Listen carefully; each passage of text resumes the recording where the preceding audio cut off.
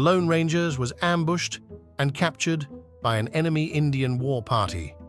The Indian chief proclaims, "So you are the great Lone Ranger? In honor of the Harvest Festival, you will be executed in 3 days. But before I kill you, I grant you 3 requests. What is your first request?" The Lone Ranger responds, "I'd like to speak to my horse, Silver." The chief nods. Silver is brought before the Lone Ranger, who whispers in Silver's ear, and the horse gallops away. Later that evening, Silver returns with a beautiful blonde woman on his back. As the Indian chief watches, the blonde enters the Lone Ranger's tent and spends the night. The next morning, the Indian chief admits he's impressed. "You have a very fine and loyal horse, but I will still kill you in 2 days. What is your second request?" The Lone Ranger again asks to speak to his horse. Silver is brought to him, and he again whispers in the horse's ear. As before, Silver takes off and disappears over the horizon. Later that evening, to the chief's surprise, Silver again returns, this time with a voluptuous brunette, more attractive than the blonde. She enters the Lone Ranger's tent and spends the night. The following morning, the Indian chief is again impressed. "You are indeed a man of many talents, but I will still kill you tomorrow. What is your last request?" The Lone Ranger responds, "I'd like to speak to my horse alone." The chief is curious, but he agrees. Silver is brought to the Lone Ranger's tent. Once they're alone, the Lone Ranger grabs Silver by both ears, looks him square in the eye, and says, "Listen, very carefully, for the last time, I said, bring posse." This guy is dining alone in a fancy restaurant, and there's a beautiful redhead sitting at the next table. He's been sneakily checking her out ever since he arrived, but doesn't have the courage to start talking to her. Suddenly, she sneezes, and her glass eye comes flying out of its socket toward the man. His reflexes kick in, and he reaches out, plucks it out of the air, and hands it back to her. The redhead is mortified. "Oh my, I am so sorry," she says as she pops her eye back into place. "Let me buy your dinner to make it up to you." So he joins her table, and they enjoy a wonderful meal together. Afterwards, they go to the theater, followed by drinks at a bar. They talk, they laugh. She shares her deepest dreams, and he shares his. She listens. After paying for everything, she asks him if he would like to come to her place for a nightcap. He says yes, and they return to her place. He ends up staying the night. The next morning, she cooks a gourmet meal with all the trimmings. The guy is amazed at how everything has been so perfect and how incredible this woman is. He can't believe his luck. "You know," he said, "you are the perfect woman. Are you this nice to every guy you meet?" "No," she replies. "You just happened to catch my eye." A couple were invited to a masked fancy dress Halloween party. The wife got a terrible headache and told her husband to go to the party alone.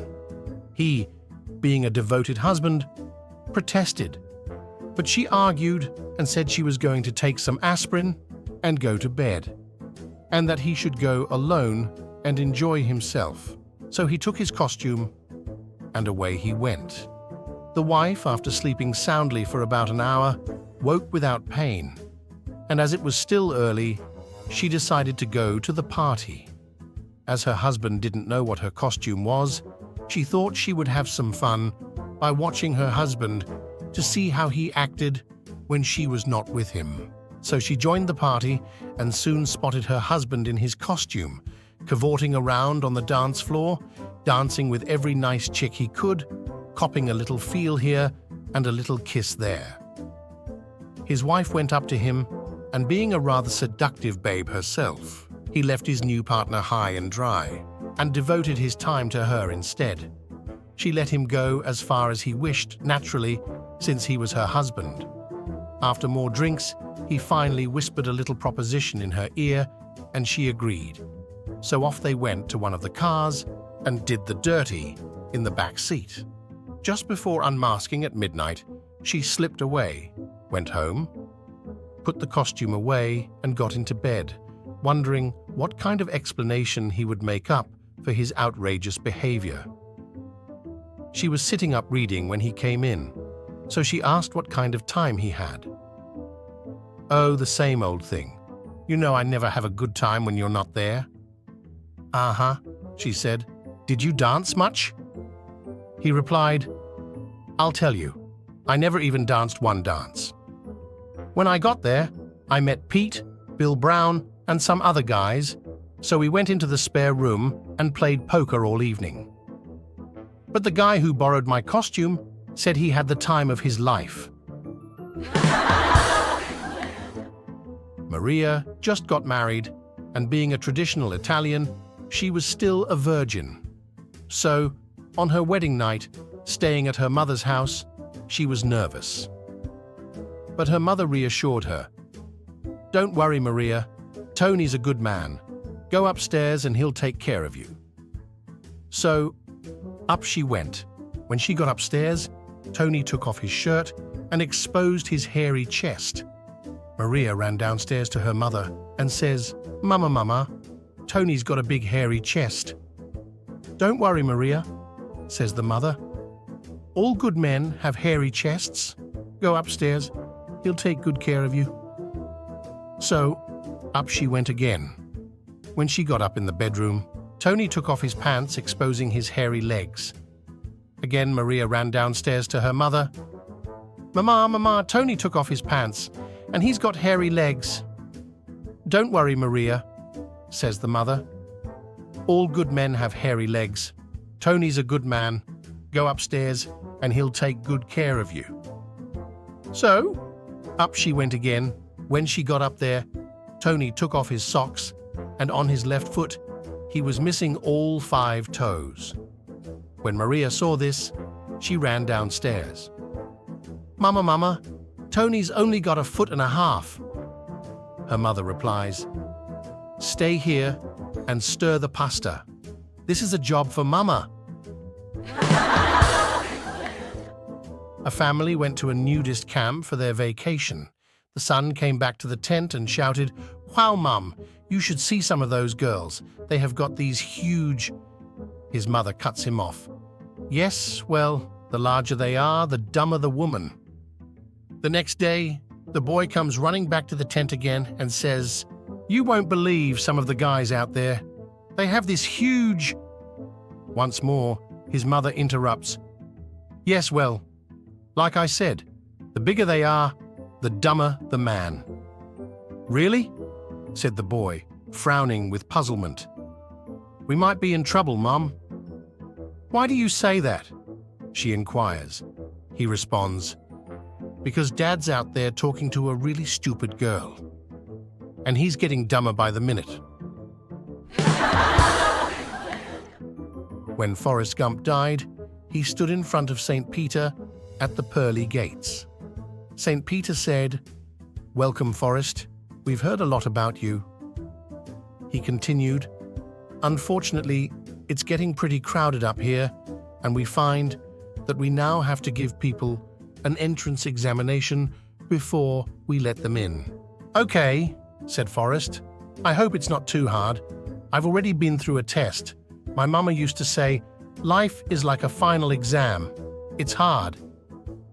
"Yes, Forrest, I know, but this test is only 3 questions. Here they are. Which 2 days of the week begin with the letter T? How many seconds are in a year? What is God's first name?" "Well, sir," said Forrest, "the first one is easy. Which 2 days of the week begin with the letter T? Today and tomorrow." St. Peter looked surprised and said, "Well, that wasn't the answer I was looking for, but you have a point. I give you credit for that answer." "The next question," said Forrest. "How many seconds are in a year?" 12. 12? said St. Peter, surprised and confused. Yes, sir. January 2nd, February 2nd, March 2nd. St. Peter interrupted him. I see what you mean. I'll have to give you credit for that one too. And the last question, said Forrest. What's God's first name? It's Andy. Andy? Said St. Peter, in shock. How did you come up with Andy? I learned it in church. We used to sing about it. Forrest broke into song. Andy walks with me, Andy talks with me, Andy tells me I am his own. St. Peter opened the gate to heaven and said, Run, Forrest, run! A naked woman jumps into a taxi.